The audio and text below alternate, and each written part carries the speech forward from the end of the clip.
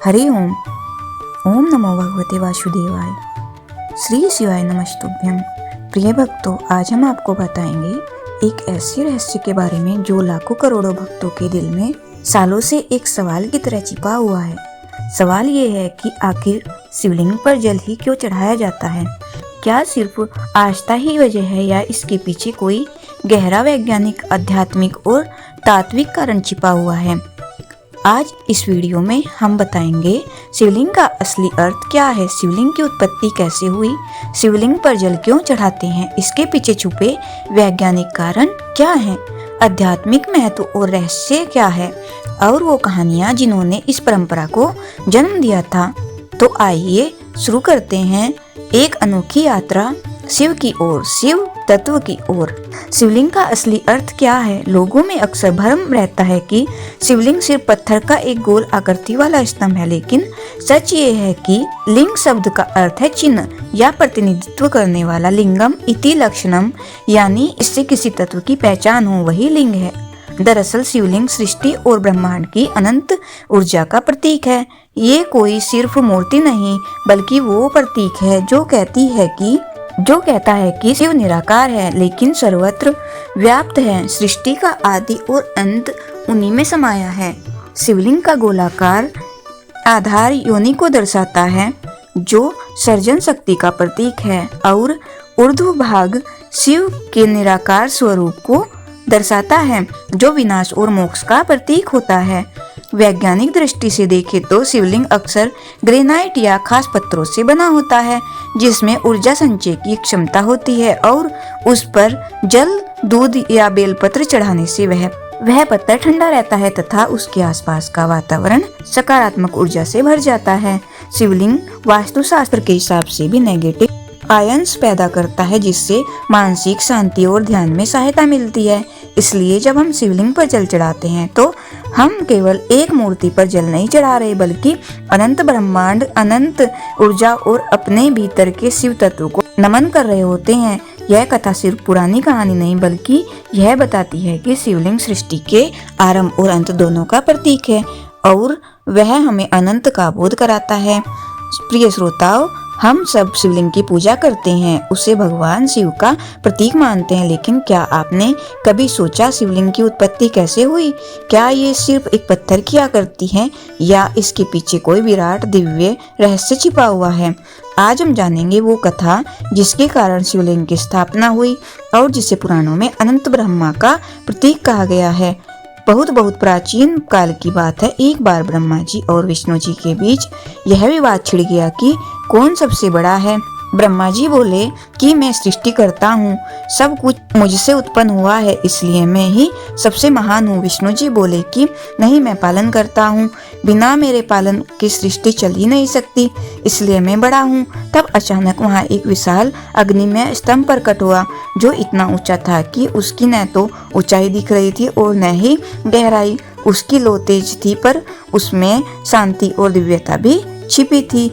उसे देखकर ब्रह्मा और विष्णु दोनों ही चकित रह गए। तभी उस अग्नि स्तंभ से एक दिव्य आवाज गूंजी कि तुम दोनों में जो इस स्तंभ का आदि या अंत खोज लेगा वही सबसे बड़ा कहलाएगा। फिर विष्णु जी वराह रूप धारण कर उस स्तंभ की जड़ खोजने के लिए पाताल की ओर चले गए और ब्रह्मा जी हंस रूप में स्तंभ की शिखर की ओर उड़ चले।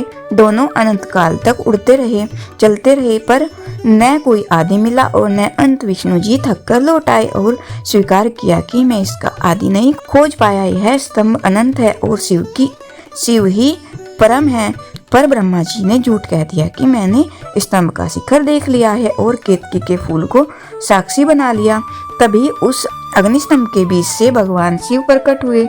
उनका तेज ऐसा था कि ब्रह्मा और विष्णु की आंखें झुक गई। शिव ने क्रोधित होकर कहा कि ब्रह्मा, तुमने झूठ कहा, इसलिए तुम्हारी पूजा पृथ्वीलोक में कभी नहीं होगी और केतकी का फूल भी शिव की पूजा में वर्जित रहेगा।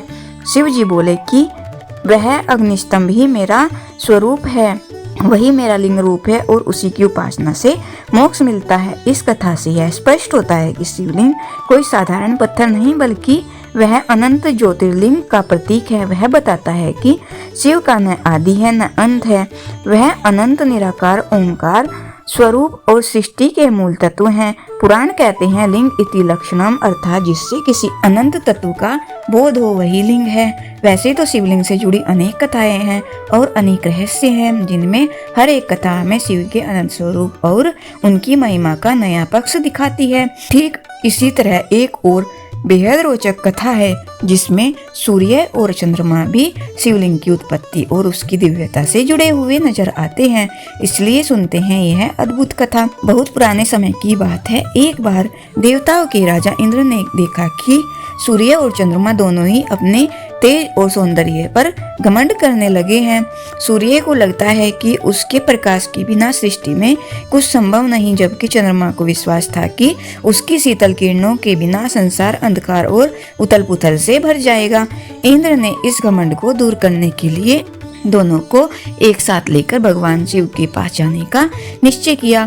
जब मैं कैलाश पहुंचे तब शिव मुस्कुराए और बोले, यदि तुम दोनों सोचते हो कि संसार केवल तुम्हारे कारण है तो यह भ्रम है। तुम दोनों का तेज मुझसे ही उत्पन्न है। तुम दोनों ही मुझ में लीन हो और मुझसे ही उत्पन्न हुए हो। शिव ने अपनी आंखें बंद की और तभी उनके भीतर से एक तेजस्वी प्रकाश का स्तंभ प्रकट हुआ जो आकाश तक फैल गया।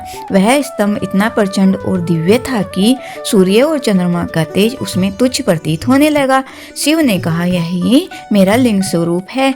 इसमें न आदि है न अंत, इसमें ही संपूर्ण ऊर्जा समाई है। तुम दोनों का तेज भी इसी से उत्पन्न होता है।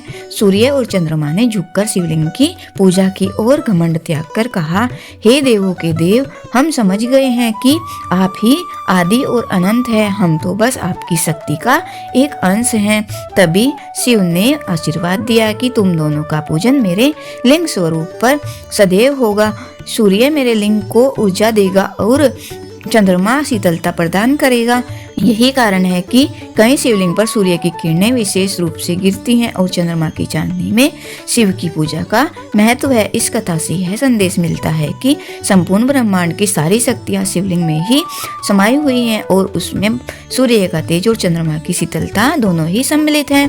अब असली सवाल, शिवलिंग पर जल ही क्यों चढ़ाया जाता है? इसका जवाब 3 स्तरों पर छुपा है।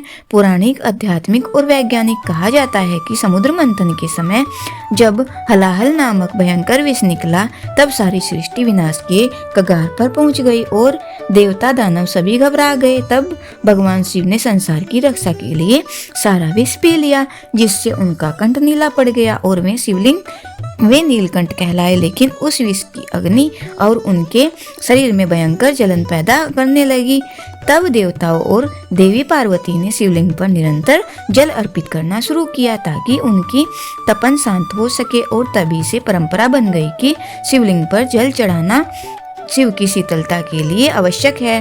पर बात यही खत्म नहीं होती, क्योंकि आध्यात्मिक दृष्टिकोण से देखा जाए तो जल ही जीवन है और शिव को पंच तत्वों का स्वामी कहा जाता है, जिसमें धरती, जल, अग्नि, वायु और आकाश शामिल है। जब हम शिवलिंग पर जल चढ़ाते हैं तो यह केवल पूजा नहीं बल्कि एक संकेत होता है कि हम अपनी भीतर की तृष्णा और अहंकार को शिव में अर्पित कर रहे हैं और यह हमारे अहंकार के समर्पण का प्रतीक है। इसके अलावा जल शांति और शीतलता का प्रतीक होता है और शिव स्वयं शांत और सौम्य स्वरूप है। इसलिए जब हम उन पर जल अर्पित करते हैं तो यह हमारी प्रार्थना होती है कि हमारे भीतर की ज्वाला और व्याकुलता शांत हो जाए। लेकिन असली रहस्य तब और दिलचस्प हो जाता है जब हम इसे वैज्ञानिक दृष्टि से देखते हैं, क्योंकि शिवलिंग अक्सर ग्रेनाइट या खास पत्थरों से बनाया जाता है जिनमें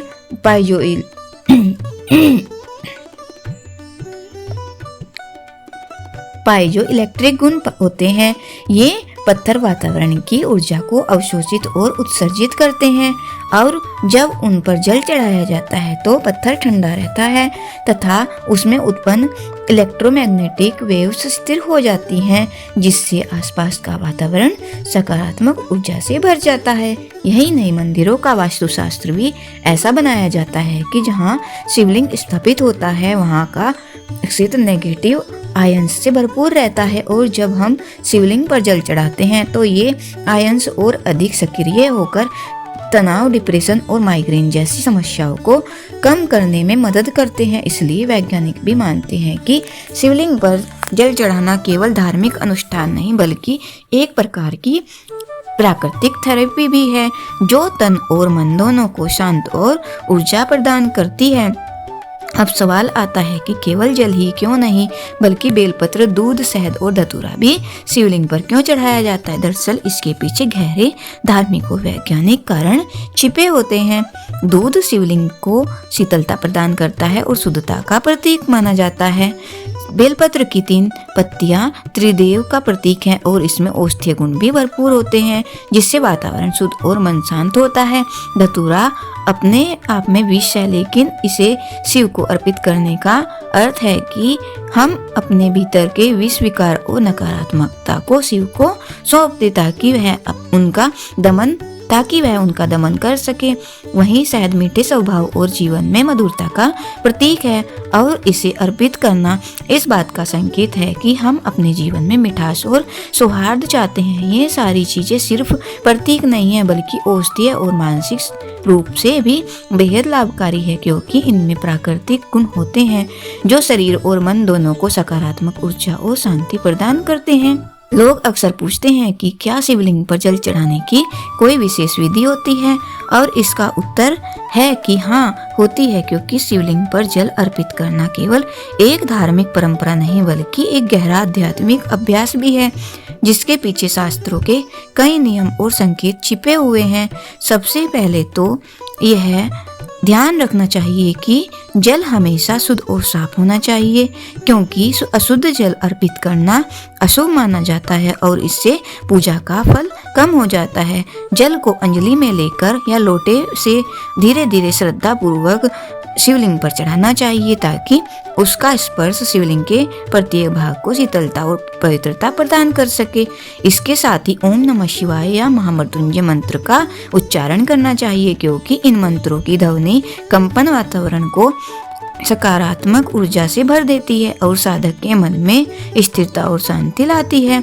शिवलिंग पर जल चढ़ाते समय केवल मंत्र ही नहीं बल्कि अपने मन की सारी कामनाएं, कष्ट और अहंकार भी शिव के चरणों में समर्पित कर देना चाहिए ताकि वे सब कुछ अपने भीतर समाहित कर लें और भक्त को शांति और समाधान प्रदान करे। इसके अलावा शिवलिंग की परिक्रमा करने का भी विशेष नियम है जिसमें एक या आधी प्रदक्षिणा ही की जाती है, पूरी प्रदक्षिणा नहीं क्योंकि शिवलिंग का पिछला भाग माता पार्वती का स्वरूप माना जाता है और उस भाग की अनदेखी कर आगे बढ़ जाना ही शास्त्र सम्मत है। यह आदि परिक्रमा इस बात का प्रतीक है कि शिव और शक्ति एक दूसरे से अलग नहीं परंतु उनके पूजन की मर्यादा अलग है। ऐसा कहा जाता है कि जो भक्त विधि पूर्वक और सच्ची भावना से शिवलिंग पर जल अर्पित करता है और परिक्रमा करता है उसे भगवान शिव की कृपा शीघ्र प्राप्त होती है और उसके जीवन के संकट दूर हो जाते हैं। शिवलिंग पर विशेष दिनों में जल चढ़ाने का महत्व केवल रोजाना ही नहीं बल्कि कुछ खास दिन भी माने जाते हैं जब शिवलिंग पर जल चढ़ाने से विशेष फल मिलता है। जैसे सोमवार जिसे शिव का प्रिय दिन माना जाता है, उस दिन शिवलिंग पर जल अर्पण करने से रोग, ऋण और संकट दूर होते हैं।